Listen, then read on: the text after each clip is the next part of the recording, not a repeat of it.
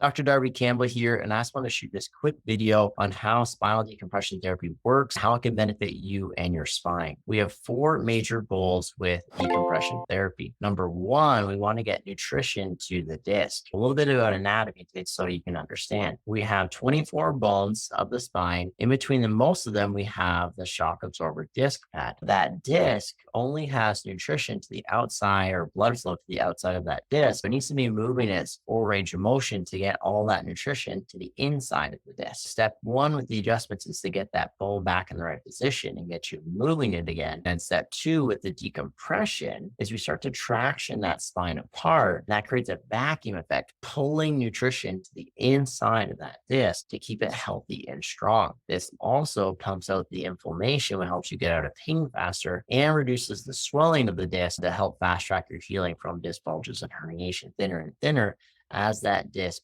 desiccates or slowly starts to die and get thin. What that looks like on a model is we have that more full thickness disc down to the more almost bone on bone. When we get to this state, unfortunately, there's not a lot we can do for you. This is very serious because you're usually in chronic pain at that point, and then that nerve hole is so small, there's almost always pressure on that nerve, and you're almost always having problems downstream to organs and muscles. So we want to stop that degenerative disc disease process. How we do that is by simply circulating that nutrition. That disc can stay healthy and strong. That process doesn't continue to get worse. What brings in a lot of people as well too is when we get a disease or a trauma called a slip disc, herniated disc. This dotted line here shows where the disc should be. The kind of red extension is showing a disc bulge or herniation. View from the top of the spine will make a bit more sense in this. So let's shift over here. A normal disc is going to be along that outside blue line and kind of that dotted line here. When we get a tear in the disc, the jelly that's on the inside can start to stick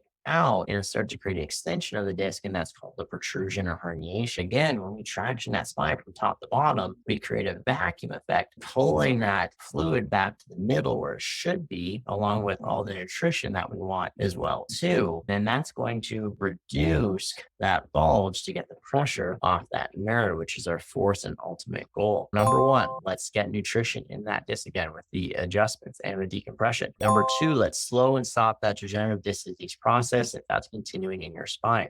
Third, let's reduce those disc bulges and herniations and stop them from growing larger. Fourth, let's get the pressure off that nerve. Your body can feel and function its best, and all that power can get from the inside out. You can do that without drugs or surgery in a fantastic way. Dr. Ashley and myself looking forward to going over the details of your case with you soon. Until then, bye.